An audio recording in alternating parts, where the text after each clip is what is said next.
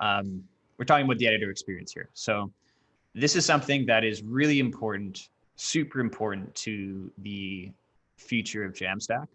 For those of you that are already very familiar with, Jamstack and what that's all about, it gives a fantastic developer experience. It's very easy for developers to get started on this kind of stuff, and they can do very powerful things. But there is one thing we really need to pay more attention to, and that is, the experience that editors are having, the people that actually manage the content for the sites, which is often overlooked in a lot of these solutions. So this is why we really want to put a focus on what we can do to make this better. So for those of you who may not know me, my name is James Vidler, and I'm the VP of Product at Agility CMS. Often do a lot of these webinars and things too. This is actually part of a series we have called Agility Days, which we kind of, to be frank, kind of stole the idea from Gatsby Days because it works so well. So every few weeks we've got a session where we're talking about something. And so this is probably our 6th or 7th. And we've got a whole roster of future ones up on our website as well. And I'll talk a little bit about that later. But, I told you a little about myself. I have a rescue dog. I'm super big into VR as well. Actually just recently launched a VR game called Dodge Block on the Oculus store. So if you have an Oculus Go, check it out, Dodge Block. But aside from that, I come from web development background, and now I'm leading a team of product developers and engineers at Agility.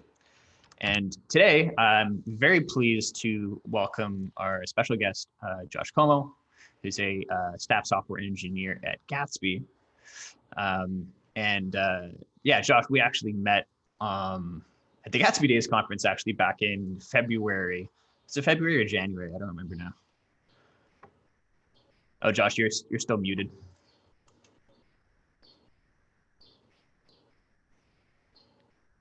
Ooh, you know what? I may have to allow you to unmute yourself. One moment here. Yeah. Thanks. Oh, no, I tried and I got a message about it saying it out loud. Yeah, thanks for having me. I'm thrilled to be here. It was, I think, February, although I think with everything going on in the world, time is a blur. Yeah, I know, right? Who really knows? Yeah, it seems like a long time ago now. And yeah, I remember being going to LA in February, and it was pretty much after I came back that had, a lot of things had sort of started to change in the world. That's true. It was right before it. Yeah. That was really my last trip. Yeah. I don't know about you. Yeah. Yeah. Same thing. Yeah. Yeah. Actually, I'd say a lot of this talk is actually inspired by a talk you gave at the Gatsby Days conference, where you sort of laid out, the sort of current situation of where Jamstack is and how it's better for some experiences like developers, but still some areas needed for editor experience. And I really thought that you did a great way of explaining that. So I'm going to sort of follow that a little bit here, because it's just a great intro to kind of where we're at in the industry. Yeah. But before we get into that, I'm just looking at some of the people that have registered. Not all of you may be aware of, what Agility CMS is all about. So I'll just give you a quick little spiel here. So Agility CMS is a content management system. We've been headless since 2008, before headless was even a thing. We've been around for a long time. But really it's only over the last year or two that we've sort of really revolutionized the company into a sort of, 100% product SaaS company. And we're also Canadian, so I'll drop that in there. We're the only Canadian headless CMS out there. The big differentiator sort of we have at Agility CMS is we really believe strongly in page management, and you'll see why that's really important in the editor experience. So that's something that a lot of headless CMSs don't offer, and something we think is sort of critical for editors to be able to be productive. Our whole CMS was actually built, like I mentioned, it was back in 2008. We started building this. It was built by developers, really for developers at that time. We were actually building custom websites for our customers, apps and that kind of thing that were connecting to our CMS. And over years, we sort of realized we started building these, our own way of managing content for our customers. And eventually we sort of made it good enough to actually give customers access to the product.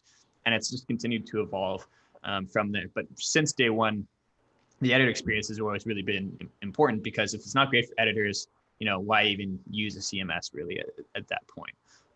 We always had the idea that, a CMS should be in the hands of the people that are managing the content. And they really shouldn't have to, require access to developers all the time. So we are big enough for billion-dollar brands, but we really are small enough to care about each user right now. So we always value any feedback that any of our users have as we continue to grow and get more customers. So just so you guys know, these are just a few of the customers that are actually using Agility CMS right now. There's some big Canadian brands here, but there's also some large North American brands. It's most notably like Cineplex, Hockey Canada, Scene, Loblaw Digital uses some of our CMS as well for some of their properties and many other things. So you can see we've got a lot of people using our product. And it's really exciting to sort of start introducing the concept of Jamstack to them as well, because a lot of them are starting to buy into that concept. And I really do think 2020 is the year where Jamstack sort of crosses that chasm, and really a lot of enterprise companies starts to pick it up. I know myself and Joel Vardy have met with a lot of our customers, and we just talk about some of the benefits of Jamstack, and like they're like, how do I get started? How do I get started right away? So there certainly is a lot of interest there. And I just want to point that out, that Jamstack's not a fad. It's not going away, and so let's try to make it the best possible experience for everyone. I was also just going to say that, like, as a fellow Canadian, I can confirm that these are like huge brands, right? Like these are the equivalent of the US of like Walmart, or like, like really huge brands. Mind you, we have Walmart here too, but yeah, can confirm. Yes, Canadian certified. Thank you. And really our vision at Agility is, we envision a world where you never have to rebuild your website from scratch. And, that means that you should be able to build up a sort of content infrastructure in the cloud that you can maintain. You can have multiple versions of your website. We've had customers that are on our website for, 10 years or more, and they've kept the same backend, the same content structure. They just switch up the front end sort of as things change. So, whereas I think a lot of people want to just start from scratch and blow everything away, I think there's a lot of value in, building a content structure that can sort of last the test of time. So that's really what we're aiming to do with our product, is to give companies a solid place to be able to place their content. And then, in terms of how they present that content, of course, that may change, but, there's no need to reinvent the wheel every single time you need to redo your website. And so we really do believe that success depends on, the three experiences. Number one, the success of our customers depend on the user experience. So, is the website fast? Can users navigate the website, get to where they want it to be? Convert the things that they want. Obviously, as a business, that's sort of like priority number one, right? But then second to that, it's the editor experience. So it's like, okay, so great, you have a website that does the things you need it to do, but how can you actually modify that content? How can you iterate on that content? How can you do that effectively and quickly? So that's why the editor experience really put up there as the number two. And even though there's a lot of us developers in this webinar, I have to say that the sort of third thing is the developer experience. And this is in terms of priority. So it's like user experience, editor experience, and probably the third thing is developer experience. Now, all three of those things I feel like need to be bang on for a customer to be successful. Can't have one great without the other. Isn't really going to add up. And it's really those three pillars that we really want to focus on. So we know that Jamstack can help with the user experience, because it enables developers to build a great user experience. But again, we want to sort of get back to that editor experience. And so these were some of the things that Josh, I took from your talk, and that was like, okay, so you have a website. Back in the day, you had a website, you didn't have a CMS or anything. The editor experience was abysmal, because there essentially was no editor experience. You would just email a developer and say, hey, can you update this content for me? I think that was my first job getting into web development, was essentially just being an order taker for marketing, manually updating HTML. The user experience can be great because the developer has, 100% control over the website. So, if you have a good developer, then they are capable of building a great user experience. And the developer experience is pretty good too, because the developer didn't have to really worry about how editors were going to use the website, right? They just haven't had full control over it. So it was like, okay, not bad. You can build the website with no CMS. UX can be great, DX can be great, but there's really like, how do you bring other people in to actually be able to modify your content? You can't really. So I get that kind of a failing grade for overall experience. Then you look at some of these sort of traditional CMSs out there. And what I mean by traditional CMS, I mean like CMSs that are sort of all-encompassing, monolithic, these sort of big things you just sort of deploy and sort of does everything out of the box. So like WordPress is an example of that. Sitecore, Drupal, these are some of the ones that are in the enterprise space. These ones actually did a very good job. And then, it's not surprising. There's a reason why WordPress is very popular, right? You've got a great editor experience because these products are developed really for the ground up for editors. The developer experience, though, can leave a little bit to be desired because they're somewhat constrained in the frameworks that you can do things, the plugins that might be available.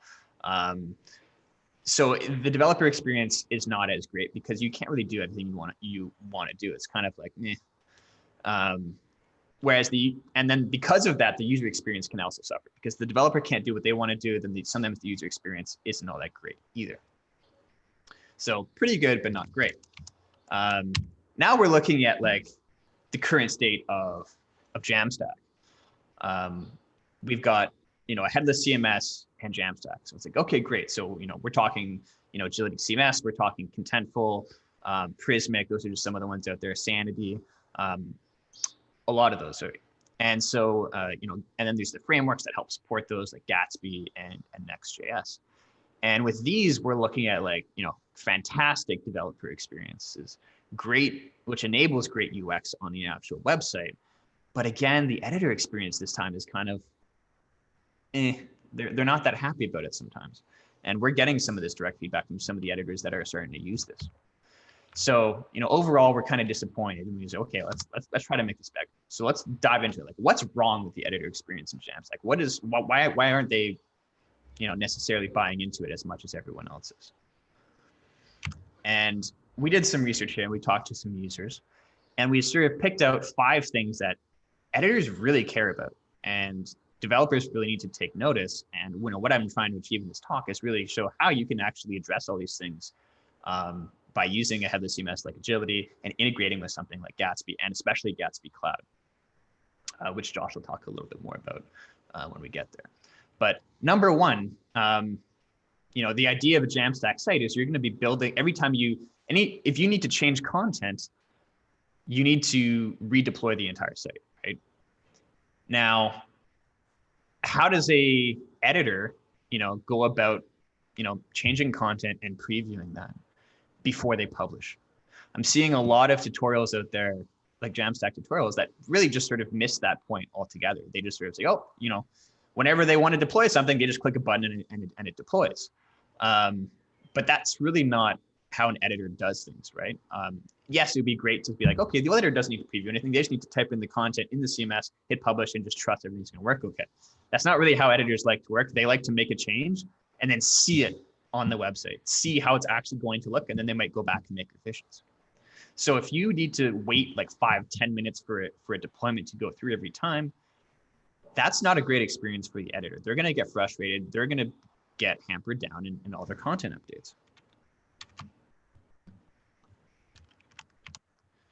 So the other thing too with that is like, with the inability to preview stuff in real time is they often have very limited control over creating, deleting, or even redirecting pages. This is because a lot of examples out there in Jamstack and how it integrates with Headless CMS, it actually has the developers controlling the sitemap. Like you might create some dynamic routes and things in there, but generally speaking, you're creating a layout for a homepage, you're creating a layout for your about page and all those things. And yes, the editor can change the content on those pages, but they can't really create brand new pages unless you have a very strict sort of dynamic template that you're going to use. They can't easily go in and just delete a page either because of that. And then things like redirects as well is also super critical in editors. If they want to be able to change the title of a blog post, they need to be able to change the URL as well sometimes. And they don't want to have to be able to go to a developer for that stuff to happen. They should just be able to do that in the CMS, and the redirect should just update automatically. It's just sort of how it should work. That's because that's what they've become accustomed to with those traditional CMSs. So users coming from those traditional CMSs really need to match that experience. So the third point here is they've limited control over what is actually on a page. And that's because, again, developers will create a page template for each one of their sort of static pages, and they'll sort of dictate what UI elements are on that page. And yes, the editor can change some of that content, but they can't like reorder what's on the page. They can't add, new UI components to a page. They're really limited in what they actually can do, which again just means, developer needs to get more and more involved. So what they're seeing is they're getting an inconsistent and inefficient content workflows. When they're changing things, they're not seeing update in real time. Sometimes they have to go to a developer, and this just breaks their entire workflow of what they're used to. And lastly, all of this just sort of leaves them feeling powerless. And I think we can really do a lot better here. Josh, what are your thoughts on some of these, editor complaints? Is this something you guys have heard from Gatsby at Gatsby as well? Yeah, no, I think that's right on the money. But the most frustrating thing is when you have it, right? Because often, like most people who work on websites are not developers. It's easy to forget that as like developers, we have our own community, right? But most people are like content managers, marketers, right? People whose job it is to like drive engagement to a site. And for them to do that job, they have to have control over the pages that they're working on. And often it's like they have a text box. And it's like, I can write text in this box, but I can't see what happens before it's published. I can't add like images. I can't have any control over layout. It's often just very, very restrictive. And it means it's harder for them to do their job, unless they do that thing where they ping a developer on Slack and maybe they'll hear back. So yeah, no, I'm totally agree. Well, and especially if you don't have in-house developers and you're sort of paying an outside agency to do your work for you, which is, to be honest, usually the case of how a lot of people work, that becomes very expensive very quickly. Every single time you need to go to a developer, you're working with billable hours there. So it's really important to sort of get this stuff right. And it's not rocket science either. And that's what I'm trying to explain here, is like just knowing that this is a problem, that's something that you should focus on as a developer, especially as a Jamstack developer, is sort of half the battle. And so let's talk about what we can actually do to be better here. And so, here's two things that we think can really address these things is, number one, if you're dealing with Jamstack, you got to give them some way for a real-time preview. And when I say real-time preview, I mean like, if they make a change to content, they should be able to see that content within like 5 to 10 seconds. Anything more than that, and they'll go to the website and they'll be like, oh, I still don't see it, something's broken. You really got to make that change quickly. And depending on what Jamstack framework you're using, like Gatsby or Next, there are ways to enable that sort of preview environment. So let's look at we're going to look at how Gatsby enables, and Gatsby Cloud specifically enables a preview environment. So you can actually have real-time updates that is going to be very familiar with how editors are used to using a CMS. And that's just something very unique, actually. It's really hard to do this custom. So using Gatsby Cloud really makes this a lot easier. And then lastly here is give them the gift of page management. And, Agility CMS has this sort of baked in as a concept. But that's not to say that if you're using other headless CMSs, you can't achieve something similar. You just have to sort of build your own content model to be able to sort of replicate some of those things. But the advantage of Agility CMS is it's baked in there, and everyone's page management works exactly the same way. So it's much easier for us to be able to build templates and themes that actually take advantage of all that stuff out of the box. So we'll go through some of that stuff. So here, I actually want to walk through how does Agility actually communicate with Gatsby Cloud? How can you actually get a preview environment set up? And to get started with an actual starter site on Agility, it's not too difficult. Essentially, you just need to sign up for a free account. So I'll show you where you can do that. So we'll sign up for a free account here.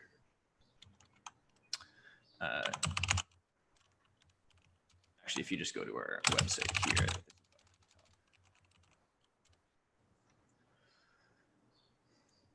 So you can sign up for a free account here. and sign up for our blog template. I've already done that, so I've sort of skipped a step. So I actually have this site already set up here. So I have my own Agility site, and there is a quick getting started guide on how to get the code and get started with Gatsby. But we'll actually jump a few steps here. So we'll go directly to our GitHub repo. This is our Agility Gatsby starter, which has our Gatsby plugin already baked in, and is really just a basic blog to sort of show you best practices on how Agility can work with Gatsby. And this is we made sure that this works with preview as well. So usually what I recommend doing is, if you want to play around with this, you can actually fork the site, which I've actually already done. So I've forked the site here on my own repo. And then what I've done here is you can actually just go to Gatsby Cloud. Let me actually, I'm already logged in here.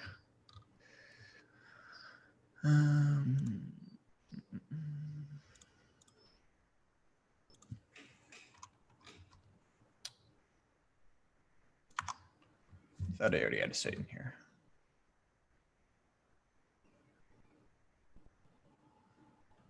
This one here, yeah. Actually, quick question, Josh. If I wanted to recreate this, is there a way I could actually just delete the site and then start over again? Do you know? Yeah, if you go into site settings, there's like a GitHub style danger zone kind of thing. Oh, beautiful. All right. Site.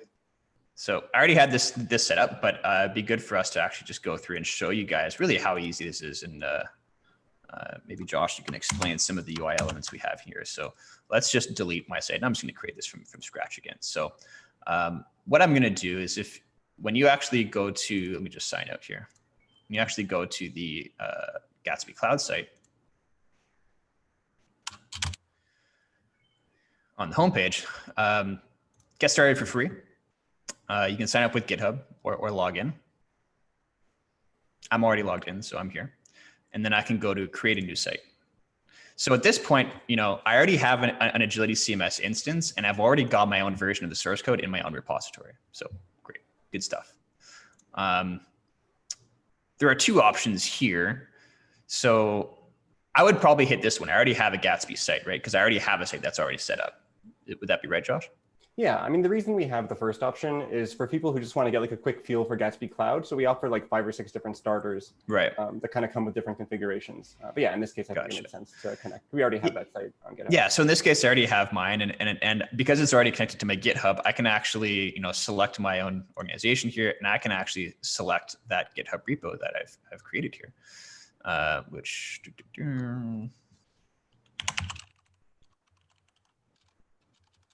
Yeah, this one here, Agility Starter. And I'll just call this.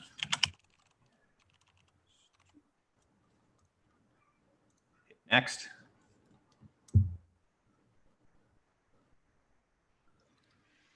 And at this point here, you can actually see there actually is a guide here that says, oh, is this an Agility CMS site? You can actually click on this, and this will actually show you instructions on how to set this up. So if you want to look at a guide and how to set this up yourself, just go through this guide, and it explains all these steps that I'm going through right now. But I'll just go ahead and skip this here. At this point, this actually automatically pulls in the environment variables, I guess, right? The environment variables that are needed. Yeah. So it's able to figure out which keys are set, but of course it doesn't have the values. Right. So it asks you to provide those. Right. So this is a point where it's like Gatsby knows about my GitHub repo and what environment variables I need to authenticate with Agility.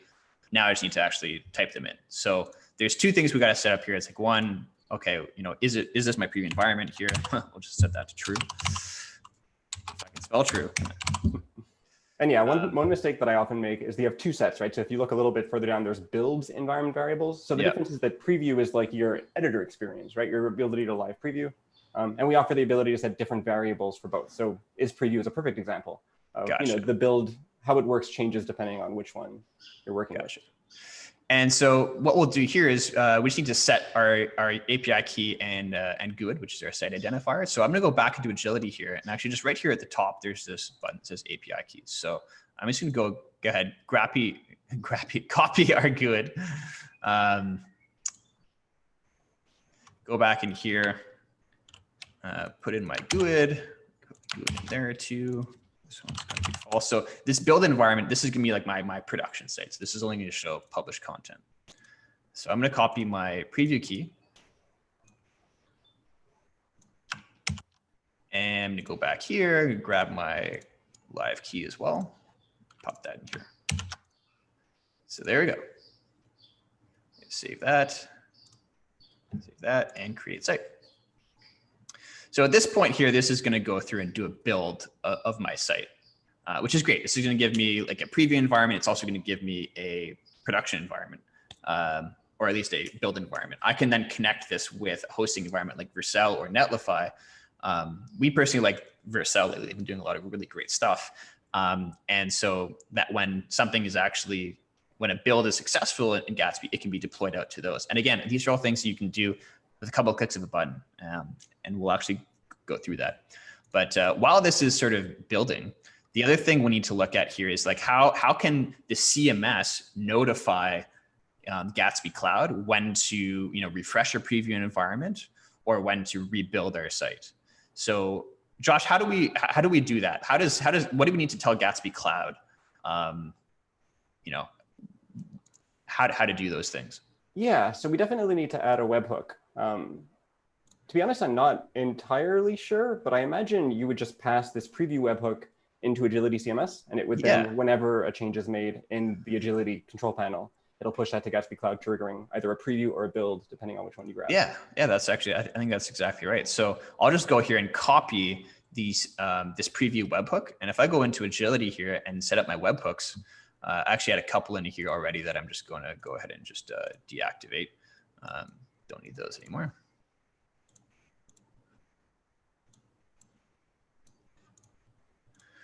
And now I can go ahead and this will be my preview. So if this is, so this will tell our system to say, okay, whenever content changes in the CMS, notify the preview environment to just refresh itself.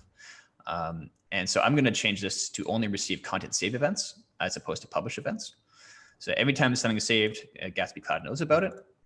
And then I'll go back here and I'll grab my builds webhook. And I'm going to create another webhook in here, which is only going to receive content publish events, which is what I want. So whenever something gets published, then the whole site rebuilds. And you'll see that the preview environment refreshes very quickly, whereas the production environment does require a full static HTML update. And let's just double check on where we are in our deploys here. So we can see that the actual full build was pretty quick. It only took about 37 seconds. So that's pretty fast. Of course, it is a very small site. So this is what we're looking at here. This is the build URL that we have in Gatsby. But Josh, from my understanding here, you wouldn't like, this isn't your production website really, right? This isn't how it's designed to be. That's right. Can you elaborate on that a little bit? Yeah, and actually this is one of the things that people often are confused about with Gatsby Cloud, because we bill ourselves as like a CI/CD platform. The part we don't manage is like actually pushing to a production service. And you mentioned Vercel, Netlify. These are the services that typically host your production site. But we realize that it's nice to be able to pass URLs around when you're still working on something. So we do host our own URLs like the one that we're looking at now. They have this .gtsb.io suffix. Of course, you can't do like, I guess they do come with SSL, but you don't have like ability to map custom domains. All the stuff you'd expect from like a true host provider, we don't do, because we assume that you're going to connect an integration for that. Right. So this is just kind of like a little build preview kind of thing. Is that kind of what you guys call it? Yep. And the idea is that you can. Although I shouldn't use the word preview because that can get confusing. It's just your deploy, your build. Yeah, I don't know what the best way to call it. It is confusing. The difference is that like this is a fully built site, right? So using production builds, your React Dev tools, for example, will recognize this as a production build rather than a development build. But so that's the distinction, is that we also generate preview URLs. This we call a build URL. Right. And so either way, right, they're both things you can send internally to your team or to get feedback, right? Like I use this all the time. When I open a pull request, I'll send the link to our designer to have them take a look at it and say like, oh, this looks good, or can you move this around? So that's kind of the intended use case with this. Cool. And then if we look here, there is preview, and you can see my preview environment is also built. So then you also get this other URL, your preview environment. And this is actually good here because what I'm going to do is also I can register this URL in Agility. So if I actually go to domain configuration here, select my website, I'm going to add this domain. call this my preview. I'll mark this as my preview domain. So now at this point, when an editor is in the CMS, and again, this is something that, don't take for granted. When an editor's in here, they may not necessarily know what domain their site is on, or even what the URL of the page may be that they're on. They can actually just go directly in Agility here and just hit preview. And that's just going to open up that page on the preview environment. So, now we're connecting the CMS to our preview environment directly. And our CMS now knows, hey, whenever someone wants to preview, it's on this domain. So we're sort of locking that in place. And so let's go back to our homepage here. And remember, we added that webhook URL. So in theory, if we did this right, if we make a change to our site, we should actually see that change reflected here momentarily. It should actually be pretty darn quick. So let's see if we can get this working here. We're on our homepage here, and you can see we're in our preview environment. We actually, in our starter site, we actually output this tiny little thing in the top left corner, just so that people are aware that, yeah, you are in your preview environment. So let's make a change here to this top title. That's what we're seeing here. Let's just add a few more claps because I'm feeling clappy. So never have too many claps. Yeah, so I'm gonna go ahead and hit save. And what this should be doing in the background is, if I go back to my preview environment, you'll see here that there's gonna be a preview build that's happening. And so the preview is refreshing right now. And we can see that update there happened automatically. So, we're talking less than 10 seconds. Usually it's a little bit faster than that. It kind of depends sometimes. But what's great about this too is, like, as an editor, I didn't even have to refresh my page. I just left it open and the change just automatically showed in there, which I think is really, really cool. I don't know if anyone else thinks that, but the idea that your preview environment just updates automatically like that without refreshing the page is pretty darn cool. That also means that editors can sort of have these windows up side by side, make content changes in here, hit save, and see that change happen immediately on the right, which I think is pretty powerful. I would also just say that, like, as developers, we're kind of used to hot reload, right? Like, that doesn't strike us as novel, but for, like, people who have been working with WordPress for 10 years, this is wild. It's like a novel thing because, especially in a more, like, less trivial example, it preserves your scroll position, it preserves any state that you have.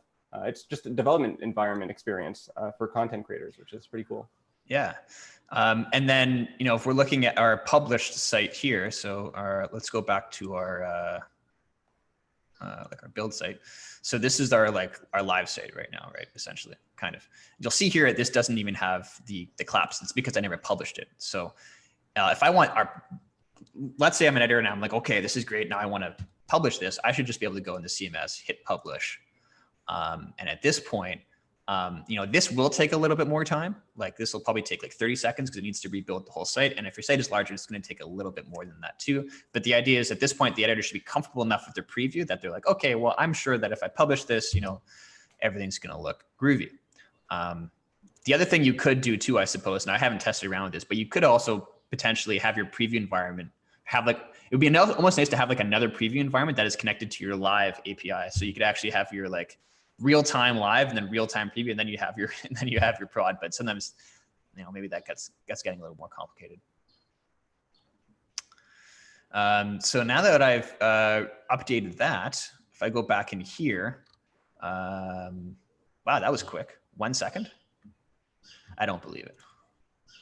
It could actually be true. Oh, this is, let's go back here. So every build, you get a new URL. Yeah, it's just this here. So, I mean, that's fast. This ties into the fact that we've recently launched incremental builds. I can talk a little bit about that at some point. Yeah, well, I mean, that's a good point. Is like, a lot of, I haven't personally played around with incremental builds too much. I know we have used it a little bit on our own website. So our own website is on Gatsby and using Gatsby Cloud, the same setup. I know my colleague Joel Vardy has a lot more experience with that, but yeah, I think we're starting to see some really fast build times there. And I don't know how you guys work your magics somehow, but that's pretty impressive that you can just, that works that way, So it's pretty wild. Yeah. So, I mean, why did you guys come up with incremental builds? Was it to help the editor experience ultimately? Is that sort of the goal? Honestly, it's for everybody. I think we kind of, at Gatsby, we really value both developers and editors. And I think we have teams kind of focused on both of those use cases. The biggest thing that we were noticing is that as a page increases in size, the build takes longer and longer. You know, if you have like a major e-commerce site that has, because like the thing about static site generation is you need an HTML page for every page. And let's say you have 100,000 items in your database, you need 100,000 pages because you have to pre-build each one. Right. So you get into these cases where it takes 35, 40 minutes to build, and like that's obviously bad. So that was the main thing, is that if I change the name of a single item, I shouldn't have to rebuild the other 99,000 items, right? We only changed one thing. And the other part to it too, there's kind of two parts to it. One is this idea of being really smart around which content affects which pages, and hopefully in the future, which code affects which pages. But the other part is just being really aggressive in our caching and being able to skip a whole bunch. Like for folks who have worked with Gatsby, you might notice when you build or even when you develop, there's like a set of things in the terminal, and it's just like every step of the process, and each one takes some amount of time. We're trying to get really good at caching as much of that as possible. So not only are we like not building individual pages, but we're also skipping entire steps of the build process. And all that requires a lot of like very specialized architecture and hardware that is able to manage all of this caching. Wow. Well, it sounds like you guys are doing some pretty heavy engineering over there. I should also clarify that I can't take credit for any of that. I work on the front end. I just chat with our backend folks and marvel at the cool stuff they're doing. Cool. So what we did there, like that just meant that we have a new build that we can view here. But the last sort of piece of this puzzle here is like, you know, let's get an actual production site set up here. And again, this is pretty easy to do. Of course, now I'm lost in here now. Under site settings, I think it's under integrations. Yeah. So if you go to hosting integrations here, you can actually just be like, hey, I want, whenever like my master build like finishes, I just want it to deploy it to one of these hosts. And so like I've been saying, we really like Vercel lately. So I'm going to go ahead and connect with them. And I'll just authorize my account here. And what should happen is that this is actually going to instantiate a integration with them using my account. Oh, I gotta keep the project name.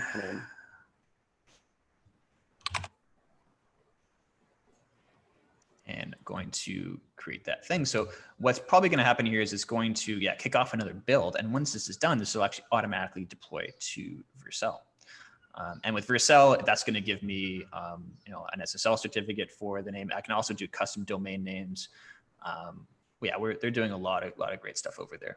So let's see if we can get this going. I'll just wait for that build to be done there.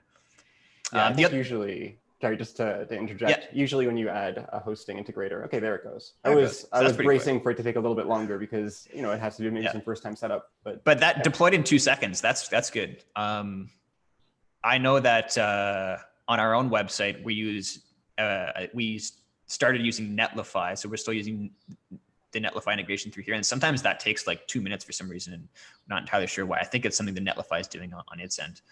But I like to see this 2 seconds. That's pretty cool. So can I actually jump directly to the site from within here? Is that possible? It should give you the URL for it. I suppose maybe not. Huh. Okay, well, that's fine. You know, can't be too easy, right? You gotta keep people on their toes. So let's just flip over to, here it is here. So this was automatically created, and this is my deployment URL. So if I visit the site, you know, boom, there's my actual live site with some of the changes that I've done there. So you can see getting this sort of, you know, continuous integration setup with Gatsby Cloud to production and preview, you know, it took us like, well, it's, you know, 12:43 right now, but really, if I didn't talk through everything, it would take you probably about 5 to 10 minutes. So to get all that set up in that fashion, super easy. And, you know, you can get started with Gatsby Cloud using a free account, at least to get started. And then I know your pricing tiers work up a little bit depending on how many edits you do. But same thing with Vercel as well. You can get started for free there too. And their free plan is good for most sites until you need to move up to a higher level. So you can get a site deployed with pretty much next to no cost. Same thing with Agility. You can get started for free as well. So you can get all this stuff going without paying $1, which is pretty cool. And the other thing I want to talk about here is, like, we're talking about Gatsby Cloud and things, but I am aware that there are some cases where, let me just skip through here, where you actually you actually can't, you might have a requirement from your customer that, things need to be hosted in Azure or needs to be hosted in AWS. And, Gatsby Cloud might not fit that. So I do know that it is possible to set up your own custom preview environment, sort of mimicking a lot of the things that Gatsby Cloud is trying to do. And you can do that using Docker. Essentially, you package up your Gatsby website on a Docker container and just run it in Node, and then you can expose a refresh endpoint. So then you can have a webhook from your CMS hit your refresh endpoint on your deployed web server. But I have to say, I've done this before, and it's just too many steps. Also, you end up having to stand up a server just for it anyway, so that's going to cost you more than Gatsby Cloud in the first place. So I wouldn't recommend going this route unless there's like some roadblock in the way for you. I'd recommend Gatsby Cloud 100% of the time where possible. And I'm sure if you do have a problem where your customer says, oh, I don't know, it needs to be hosted in Azure, it needs to be hosted in AWS, talk to Gatsby Cloud. I'm sure they can address a lot of any concerns you may have around them. +1 to that. I would also just say I'll take it, yeah. I would also just say the environment variable shown, enable Gatsby refresh endpoint equals true, is really handy for local development. If you just add that before yarn dev or npm run dev, essentially what it means is you can hit localhost 8000 /__ refresh if you want to pull from the CMS, so you don't have to like stop and start your server. Ah, that's a good idea. Yeah, so you can actually just use a command to be like, all right, I'm not going to stop my server. So you can actually do that locally too. I never really thought about that workflow, but yeah, that's a great point. Yeah, and I've just mapped it to an alias, so I forget exactly. I haven't done it in a little bit, but it just I had like 2 or 3 letters. I just pressed that, and then a second or 2 later, I have new content, which is pretty cool. Yeah. All right, so now that we mentioned that we don't need to go through the exact setup on Docker stuff, but it's too complicated. Don't do it. That's kind of what I'm trying to say. So let's move into the second part here, where I really want to talk about page management, and that really is a big differentiator, and really enables your editors to be able to do a lot more. So I'll go through a couple of high-level concepts, and then we might be able to switch to code, and I can show you guys some more low-level things. So first, let's start off by saying like, what isn't page management? And the answer to that is like, it's when devs dictate the pages, and I've seen this all over the place in tons of tutorials. Is that like they'll have a folder called pages, and they'll just have a bunch of pages set up in here, like a 404 page, an about us page, a home page, and like other pages that may be there. When you're doing this as a developer, you are dictating the pages, so you're not giving your editors the ability to actually create their own pages. So that's not page management. It's also, what isn't page management is when dev dictates what is on a page. So you may have another layout file that looks something like this, where it's like, okay, this is my about us page, and you've got all of these, UI components in here. You've got an image slider, you've got a profile, and you have like a contact us. There's no way for an editor to be like, well, what if I want the contact us to be at the top? They don't have the ability to do that. Or if they want to add another UI component onto this page, they don't have the ability to do that. So remember, editors feel constrained. So put yourself in their shoes. If someone told you as a developer saying, hey, you can only build certain types of pages with predefined layouts, you're going to feel really constrained, and you're not going to really have a great experience. So, that's the same reason why a lot of devs don't like traditional CMS, is they feel constrained, that they can't do all the things that they want to be able to do. If you still don't believe me and you still want to manage all your pages like this, then you're just going to get inundated with people telling you to change content and just switch things up. You'll spend less time in development and more time just managing the site, which you probably don't want to do. So we say stop building websites and build tools instead. Build a library of UI components that your editors can actually use to compose your pages. So the editors get used to using those components, and they actually construct the pages, the URLs of the page, and what is exactly on each page. So this is where we sort of have 2 concepts of content. We call this like a content methodology. 2 types. So there's one is like in Agility and RCMS, there's non-specific page content. So there's content that isn't really on one specific page. It's something that may be shared across multiple pages, might be shared with stuff in an app or something like that too. We call this shared content. And that's an area where content is not specific to a page. And things like blog posts belong there, categories, maybe things that define content for your header or your footer, things that are used across multiple pages. This is typically what most headless CMSs have as just their content. It's just one bucket for content, and content is never really specific to a page at all. It's actually just in a dump, and then the developer sort of chooses, that content and when to display it. And then we also have page specific content. So content that is really only ever going to be used on a page. And you'd be surprised. There's a lot of stuff that falls into this category. Like, for example, a blurb of text probably isn't going to be reused across multiple pages. So why clutter up your content area with that? Instead, you can just sort of place that on the page itself as part of a UI component. And so here from the screenshot, as you can see, let me just make this a bit bigger. We have a page tree in Agility, and we have an area where you can essentially just drop UI components. And these UI components are the components that you, the developers, build. So you build these toolboxes of UI components that they can add to the page. We call them modules. And then the page will just work. Our Agility Gatsby source plugin takes care of rendering all of these pages for you, so you don't have to deal with it as a developer. And it's also going to automatically execute each one of your UI components as part of that page. So, this is an example of like page specific content, right? We have like, a header, or like we have like a thing at the top here. We have a little blurb about the site, and then we have like a listing of a blog post. These are the sort of UI components that this page is sort of, part of. And while all this sounds great in concept, let's dive into actually sort of what this code actually looks like.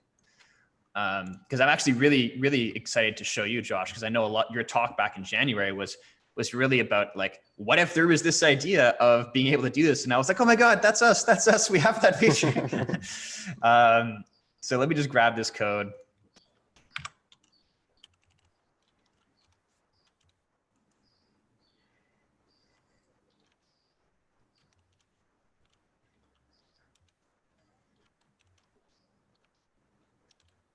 I'm digging the syntax theme. Oh yeah, what the heck? It doesn't want to let me, here we go. It didn't want me to,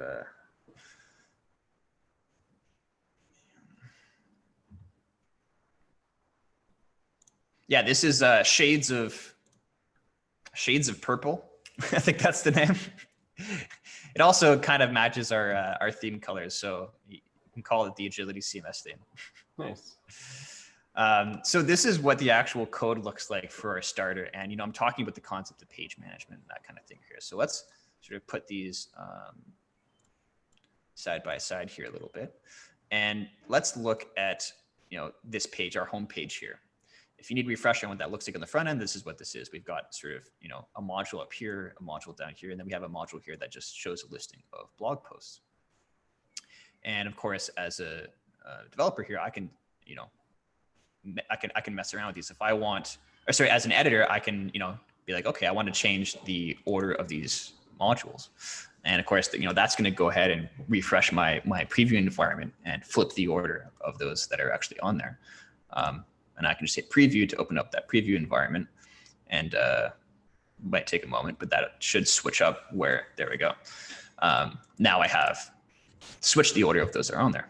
And again, as an editor, I can be like, I don't want to have that UI component on that page, and I can just, simply remove it. And that's going to go ahead and actually remove that item from the page. So we're giving the editors a lot of control. They're just sort of throwing on the UI modules to compose their pages.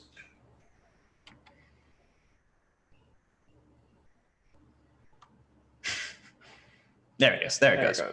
So, and now that's gone, right? So you can see and then if I want to add them, you just have these modules you can add. Our starter site only comes with a handful of these just to play around with. But the idea is, as a developer, all you end up doing when you're building a site using Agility is you're just building UI modules and letting the editors just piece them together. So you're offloading a lot of responsibility to them, and you're empowering those editors. So let's look at, what is a module really? Like how do I, create a module, right? Like how do I do that? If we look in our source code here, you'll actually see there's a folder here called modules. So this is a special folder that our source plugin actually looks at to be like, hey, where are your modules? And then it knows that I named this module Jumbotron. It's an obscure name. It doesn't really mean anything. You can call your modules whatever you want, but that corresponds to this file. So our source plugin will automatically render this homepage for you based on your URL, and then it'll also just execute your UI components for you automatically. Again, this isn't stuff you need to worry about as a developer. It just sort of works out of the box. And go ahead, Josh. I just have a question, which is the props for this component, I imagine, are mapped to the options you have for that module in the CMS? Yes. So automatically this prop, which we have come in here as item, just gets passed into props automatically. So it's super straightforward.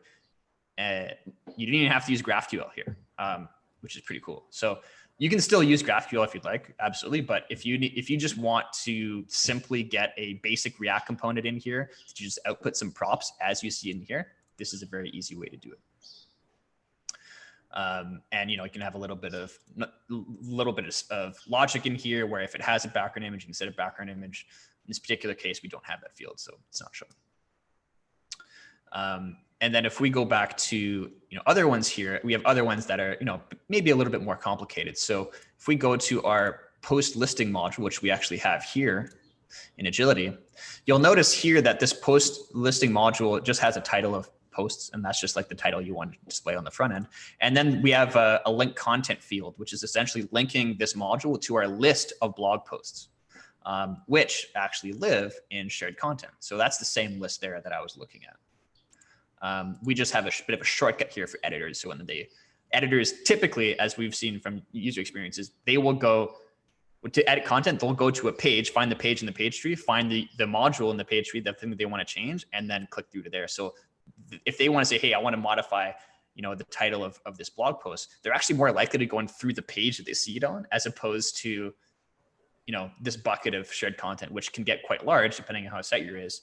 And they may have some hard time, finding where to actually change that content. Of course, you could always just do something like this as well. If you could always use our content search to be able to find that post as well. So a couple different ways to find your content easily in the CMS. But here is an example where we have a module that doesn't really have a lot of fields. So here's a case where we're actually using a static query in GraphQL to be able to retrieve our list of blog posts. And again, all of the stuff that's in Agility automatically gets inserted into your GraphQL in fairly easy ways to be able to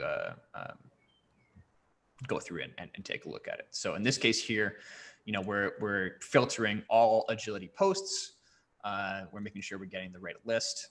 And then here, we're essentially just returning the top 3 posts and displaying them here. So really, there's nothing Agility specific happening at all in any of these.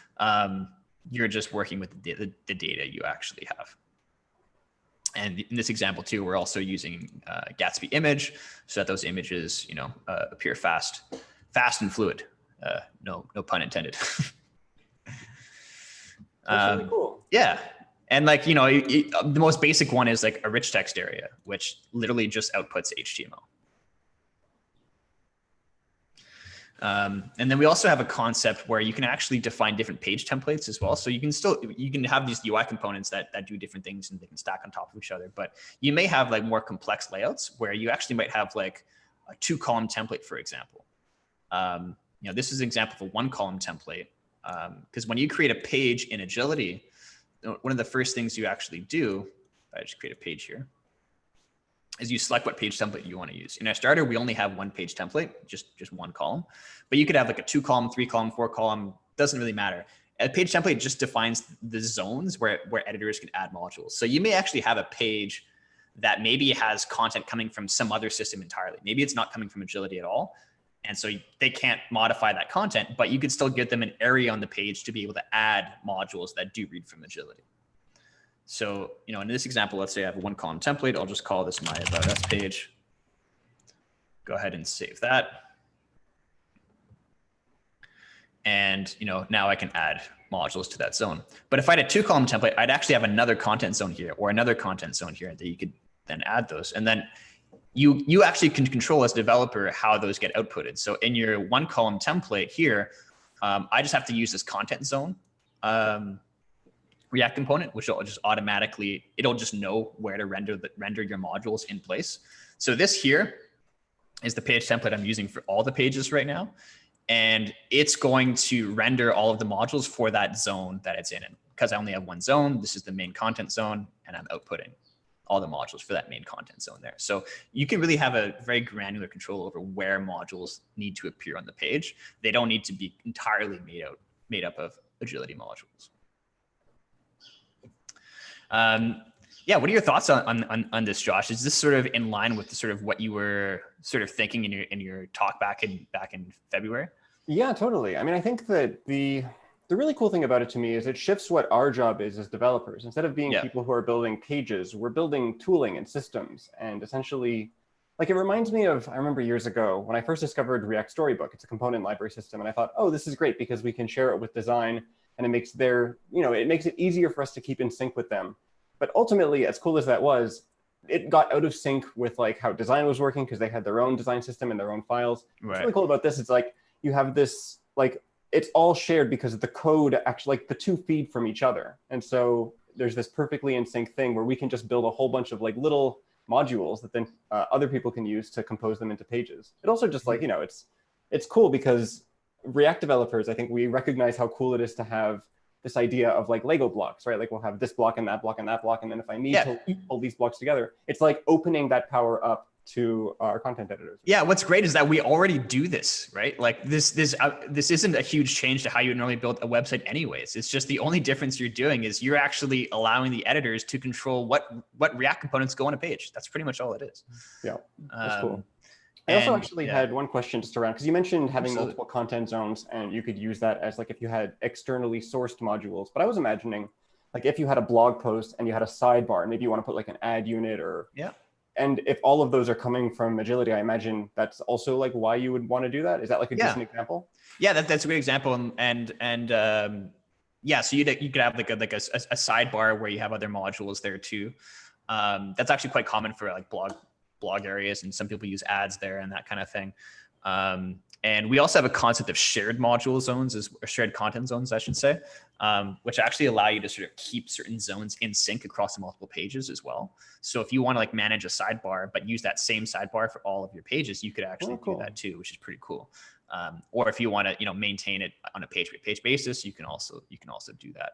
But yeah, one of the benefits, because we do have sort of page management ingrained into our CMS, is that everyone's page structures are exactly the same across all of our customers, which means we can actually build a lot of integrations that way and a lot of like sample sites that take advantage of that because they're all the same. It's all the same architecture. It's just the fields you have on the modules that are going to be different, and the available modules you have are going to be different. Same with your content, but the actual structure of how editors modify content is the same across all of your sites. Which is another problem with some other headless CMSs, is that you're really at the mercy of the developer or the architect who is sort of building out your content model.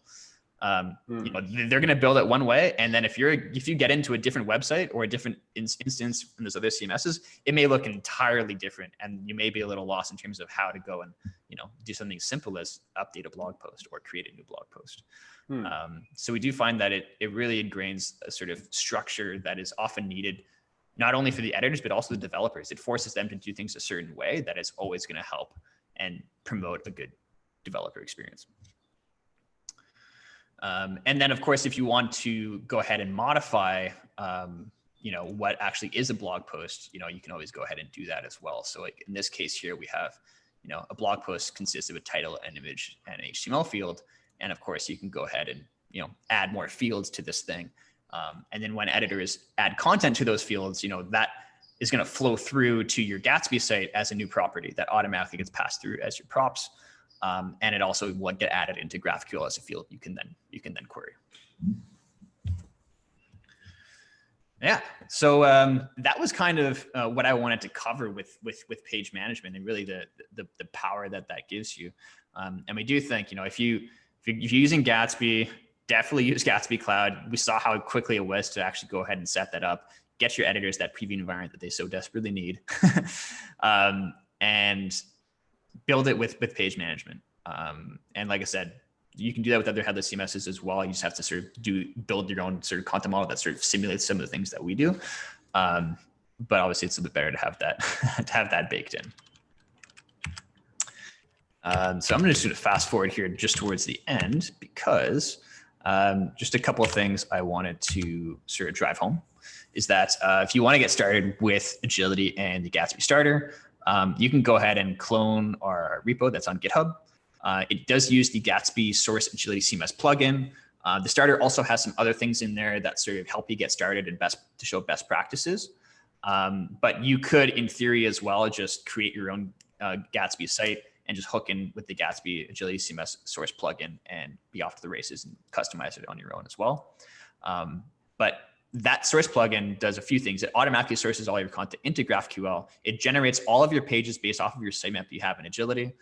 And it goes ahead and it renders your page template and your module React components automatically for you. So again, as a developer, really all you need to do in your Gatsby site is just create some modules and create at least one page template to render. You could have many more if you wanted. So we say build modules, not websites. Let your editors actually build and manage the website. And one thing I didn't mention is that URL redirections as well is a very powerful thing. So in Agility here under settings, there's actually a place specifically for URL redirections. So I can go ahead and create a redirect in here, and our source plugin will automatically create the redirect in Gatsby. And it should also make sure that that gets respected by whoever your sort of production static host is going to be, whether that's Netlify or Vercel, because then they'll be informed of the redirect and be able to actually do those redirects for you. So even something at low levels of redirect, you don't have to worry about as a developer, and you can offload to the editor.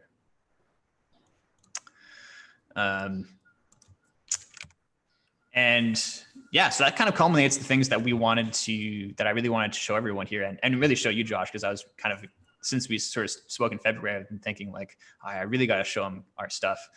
Yeah, sweet. I think it really is a bit of an answer to some of the things that you were talking about before. So yeah, sign up if you guys are curious, sign up for a free account with Agility, follow us on Twitter. And we've got a few upcoming events, other webinars around here ones. The next two aren't so developer related, but they're talking about the idea and elaborating on the idea of like, never having to rebuild your website from scratch. What does that actually mean? What can you do to get around that? And proper architecture, we could talk architecture for like years. We have a lot to talk about there, and a lot of recommendations on how to build something that's going to stand the test of time. And then later in August as well, we'll be doing a talk with the Vercel team, going over how you can use Next.js with Agility CMS as well, and host it on Vercel. So lots of exciting things here at Agility, and really wanted to thank Josh for taking the time to join us today, teach us a little bit about Gatsby Cloud, and learn about Agility too. Yeah, my pleasure. Thanks for having me. This was great. All right, no problem. Now, if there's anyone here that has any specific questions, you can raise them now. Otherwise, you can always reach us on Twitter at agilitycms.com. You can also follow me at jameskvidler.com. No, at jameskvidler Twitter handle, and be happy to answer any questions you may have there too. Cool. All right. Well, thanks everyone.